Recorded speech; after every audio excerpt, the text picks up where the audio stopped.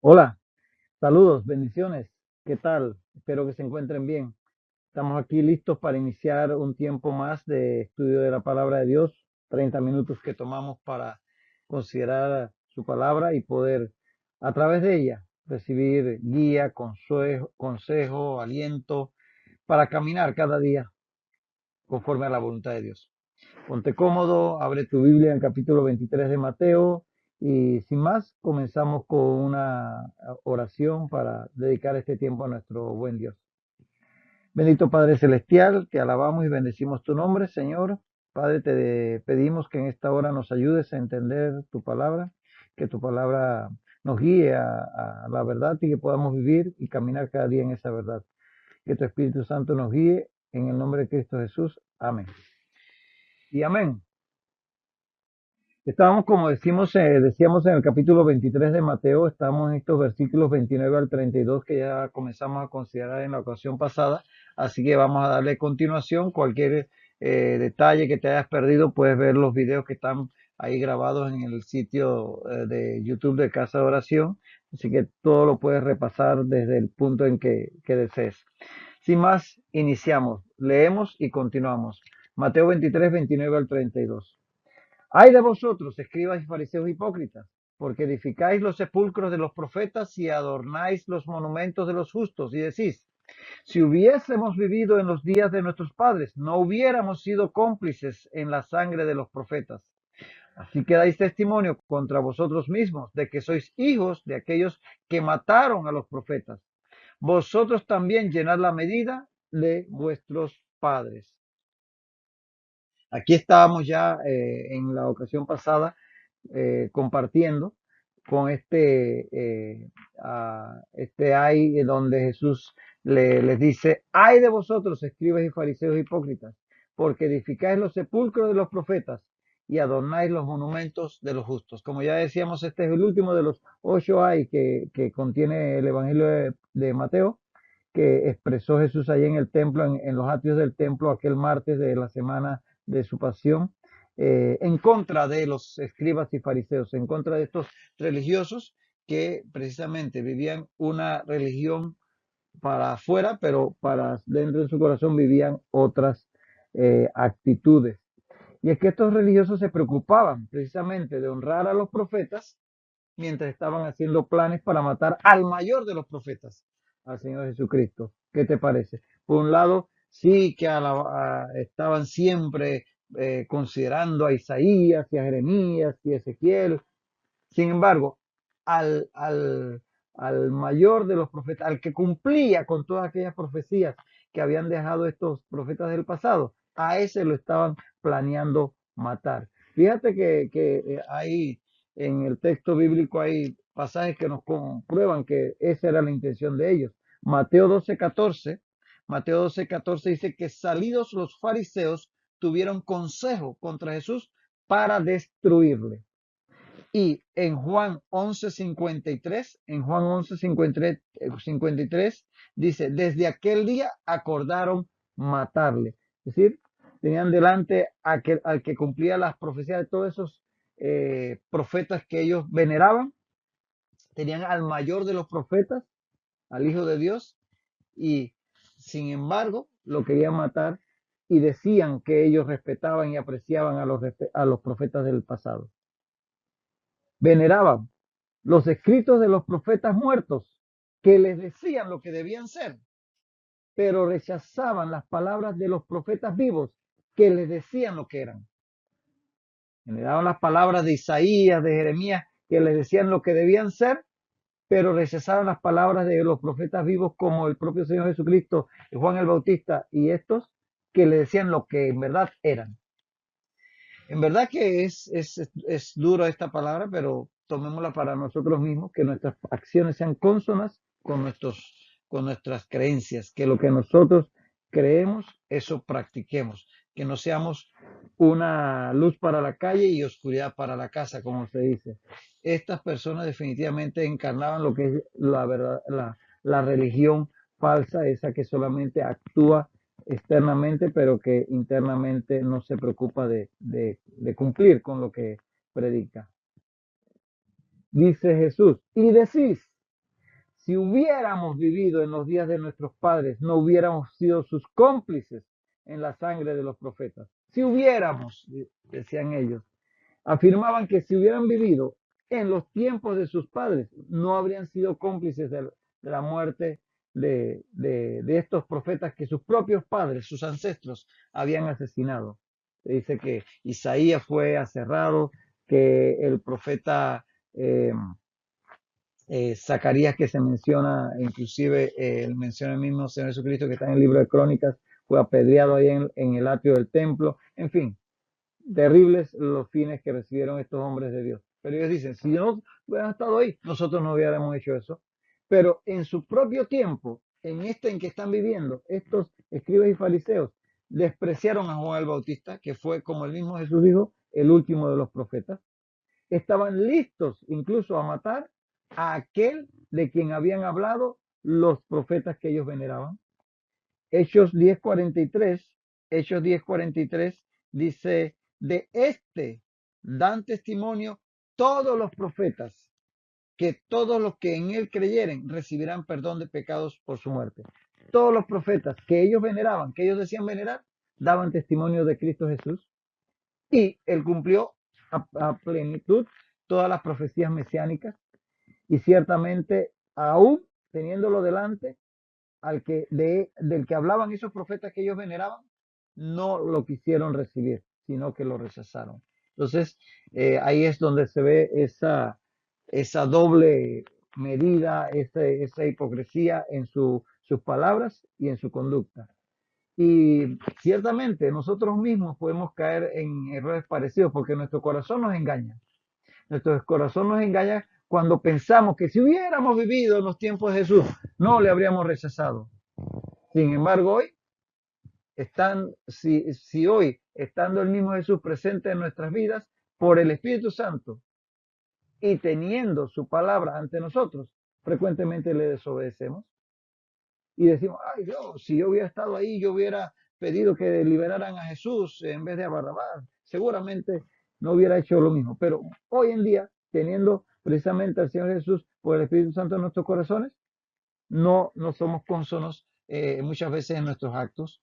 Entonces, ciertamente no podemos caer en el error que caían estos escribas fariseos de hablar mal de sus ancestros que condenaron a aquellos profetas del pasado, cuando ellos mismos lo estaban haciendo con los profetas del presente. No debemos tampoco nosotros en salir a decir que no, si yo hubiera sido en el tiempo de Moisés, no hubiera sido con ese pueblo de Israel tan duro de servir, que rechazó después de ver tantos milagros, la voluntad del Señor y todo eso. A lo mejor hubiéramos hecho peor, a lo mejor lo hubiéramos hecho peor. Así que no nos comparemos con las personas de los tiempos antiguos, porque nosotros mismos muchas veces estamos cometiendo errores similares o hasta peores. Cuidémonos de no caer en las trampas de ese corazón que la misma Biblia dice que es engañoso. Así que dais testimonio, dice Jesús, contra vosotros mismos, de que sois hijos de aquellos que mataron a los profetas. Implícitamente estos escribas y fariseos estaban admitiendo que eran hijos de asesinos de profetas, porque ellos dicen, nuestros padres, es decir, sus ancestros, padres, abuelos, tatarabuelos, es decir, sus ancestros habían matado a aquellos. Entonces, ¿qué eran ellos? Hijos de asesinos. Si ellos admitían con su forma de hablar que sus padres habían matado a profetas y eran descendientes o hijos, saben que ahí la palabra aplicaría a un descendiente, no necesariamente hijo, sino puede ser bisnieto, nieto, hijo, etcétera. Entonces ellos estaban admitiendo que eran hijos de asesinos, definitivamente que con sus propias palabras se estaban incriminando. Y es que la mala intención de sus corazones demostraba que también ellos eran homicidas. Es decir, que ellos venían, como dice el dicho, de tal palo, tal astilla. Tenían en sí la naturaleza que tenían sus propios padres, abuelos, bisabuelos, tatarabuelos, etcétera, de rechazar y asesinar, al menos en las palabras, al menos en el corazón, a los enviados de Dios, como ellos admitían. En Mateo 22:15 Dice, entonces se fueron los fariseos y consultaron para sorprenderle en alguna palabra. Eso lo vimos un capítulo atrás. Vemos cómo ellos tenían esa naturaleza de urdir trampas contra Jesús. Consultaban entre ellos cómo atraparlo en alguna palabra. ¿Para qué? Para condenarlo, para que hubiera una condenación de muerte contra Jesús. Así que esa era la naturaleza de ellos. En sus corazones tramaban cómo hacer daño a Jesús. Esa era la misma naturaleza de sus padres, de sus ancestros, a lo que ellos mismos estaban criticando por haber rechazado a los profetas del pasado. Ahora, tengamos presente que quien condena pecados ajenos, pero comete los mismos, es inexcusable. Si tú estás viviendo una vida en donde estás cometiendo los mismos faltas, las mismas faltas, los mismos errores que condenas en otros, eso es inexcusable. Como dice Pablo en Romanos 12:1, que le escribe a un interlocutor imaginario judío, escribe Pablo en Romanos 12:1, por lo cual eres inexcusable, oh hombre, quien quiera que seas tú que juzgas, pues en los que juzgas a otro, te condenas a ti mismo, porque tú que juzgas, haces lo mismo. ¿Lo ves? Es inexcusable que condenemos a otros por mentir y nosotros mentimos. Condenemos a otros por, qué sé yo, por cometer una falta X y nosotros cometemos la misma falta, aunque sea en otra modalidad. Entonces, ciertamente, cuidémonos de no estar acusando o señalando cuando nosotros mismos estamos haciendo cosas parecidas. Eh, Aquí en esta frase en donde Jesús les dice a ellos que eran hijos de aquellos que mataron a los profetas, Jesús también podía estar usando, fíjate, este es un concepto interesante que tiene el hebreo, no necesariamente el término hijo en forma de descendiente directo, sino como alusivo a ser de la misma naturaleza. En el hebreo, en la cultura y en el lenguaje hebreo, cuando se decía que alguien era hijo de tal o hijo de tal cosa, era que tenía la naturaleza de eso que se menciona como hijo de aquello. Y hay una cantidad de ejemplos que aquí quiero compartirte, solamente a modo de ejemplo para que veamos esta idea, que cuando aquí, por ejemplo, se está diciendo que ellos eran hijos de aquellos asesinos de profetas, eh, puede ser obviamente que eran descendientes, eso está claro y eso es lo que acabamos de explicar. Pero no se nos escape también que a veces en el hebreo, en la mentalidad, en la cultura y en el lenguaje hebreo, cuando se decía hijo de tal, era que tenía la misma naturaleza, no solamente una relación, digamos, genealógica, sino una relación en cuanto a la naturaleza. Y para muestra, te voy a presentar aquí varios ejemplos para que lo tengas presente y comprendamos ese concepto. Vemos aquí, por ejemplo, lo que acabamos de decir, que en la mentalidad hebrea, hijo de implica tener la naturaleza de aquello de lo que se es hijo. Y tú puedes tomar captura de pantalla, tomar foto, etcétera, o ver el video con más calma, detenerlo inclusive, y puedes revisar todos estos versículos, pero básicamente solamente para que tengas la idea. Por ejemplo, en Mateo 23:15 se habla de hijo del infierno. En Mateo 11:19, hijos de la sabiduría. En Mateo 3:17, hijos del trueno. ¿Sí? Habla de la naturaleza de la persona a la cual se le dice hijo de. En Lucas 7:35, nuevamente, hijos de la sabiduría. En Lucas 10:6, hijo de paz. También en Lucas 16:8, hijos de luz. O en Lucas 20:36, hijos de la resurrección. O nuevamente hijos de luz en Juan 12:36, hijo de perdición en Juan 17:12, hijo de consolación en Hechos 4:36, como se le llamaba a Bernabé, por tener esa naturaleza consoladora. En Gálatas 4:28, hijos de la promesa. En Efesios 2:2, hijos de desobediencia. En Efesios 2:3, hijos de ira. O en Efesios 5:6, hijos de desobediencia nuevamente. En Efesios 5:8, hijos de luz. En 2 Tesalonicenses 2:3, hijos de perdición. Y en 2 de Pedro 2:14, hijos de maldición. Entonces, todos estos son ejemplos de lo que venimos diciendo, que en la mentalidad hebrea, hijo de implica tener la naturaleza de aquello de lo que se es hijo. Muy bien, dicho eso, seguimos adelante. Sigue diciendo Jesús, vosotros también llenad la medida de vuestros padres. Con eso está dándoles ahí el, ah, como quien dice, la conclusión. Esta es en sí una exhortación retórica, es decir, lo está diciendo como que ya que lo están haciendo, síganlo haciendo. O sea, ya que están decididos a matarme, ya que están decididos a rechazar mi mensaje, dale, dale tigre, como dicen, sigue adelante. Es una exhortación retórica, es decir, que sencillamente no es que les está mandando a hacerlo, sino que, como quien dice, ya que lo van a hacer, háganlo pues. Es similar, por ejemplo, a la indicación que le da Jesús a Judas en Juan 13:27. En Juan 13:27, por ejemplo, cuando en la última cena dice que él le dijo, Jesús le dijo, lo que vas a hacer, hazlo más pronto.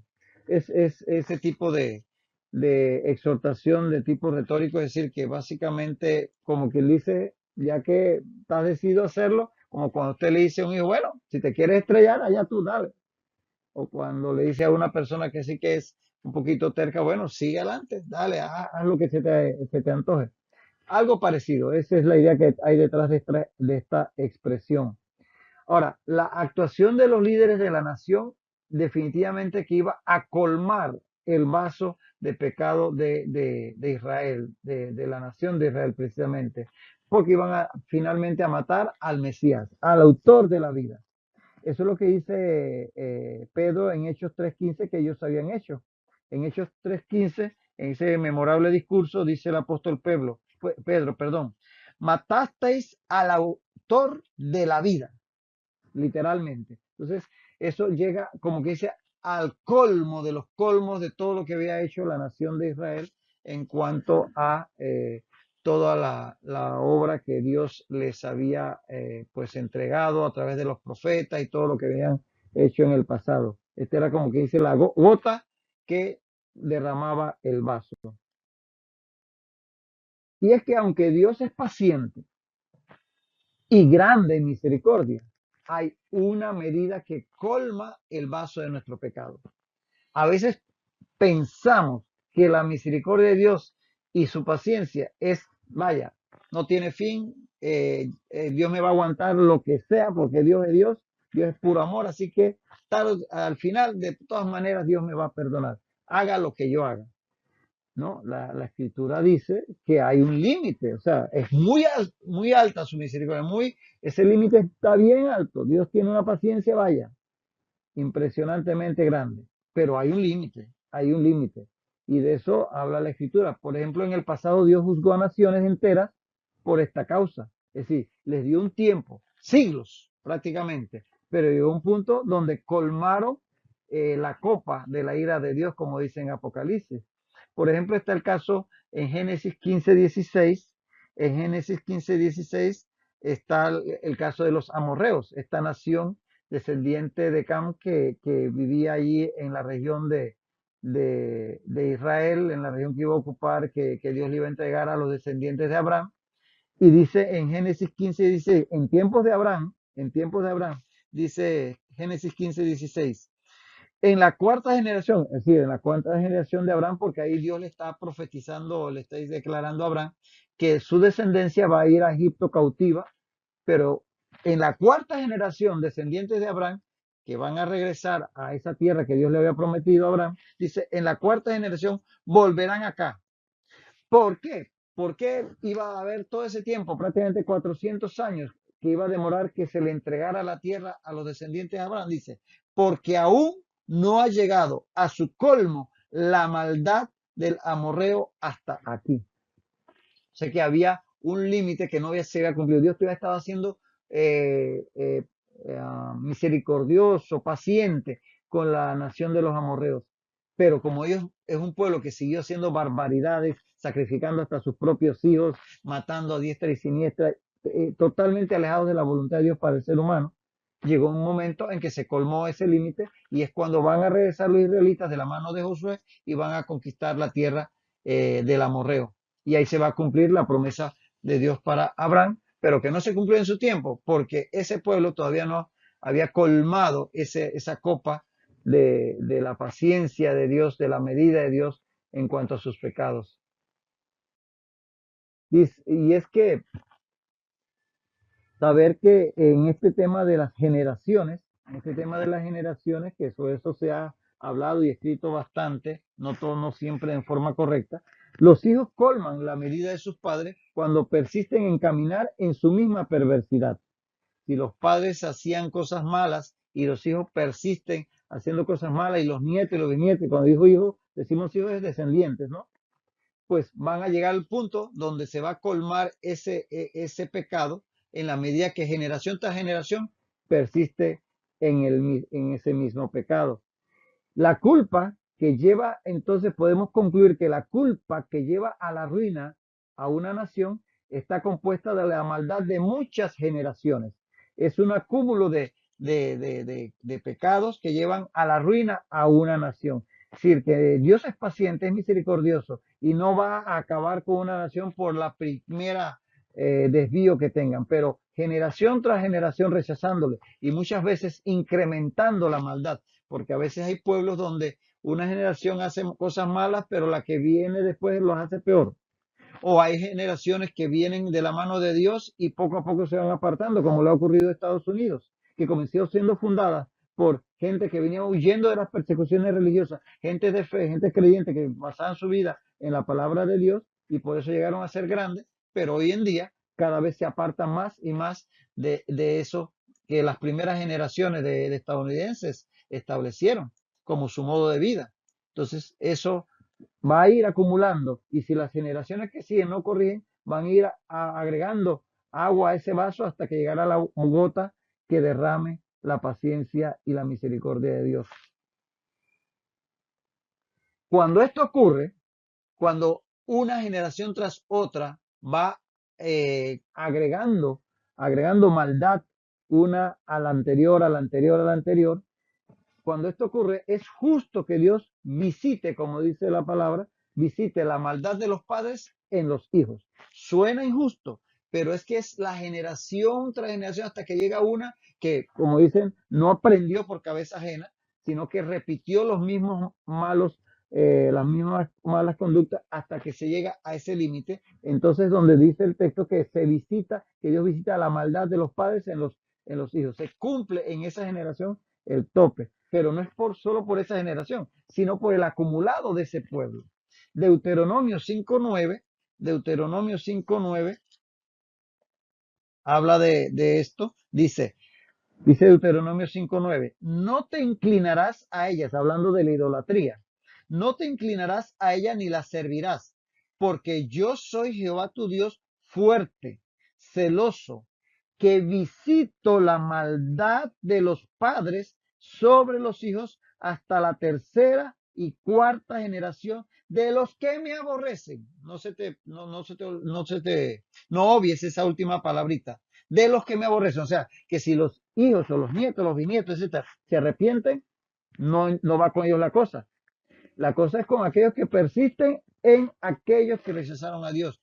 Dice que Él visita la maldad de los hijos hasta la tercera y cuarta generación de los que me aborrecen. Por eso, porque se va acumulando generacionalmente esa maldad hasta que llega un límite de la justicia de Dios, de la paciencia de Dios para con ese pueblo.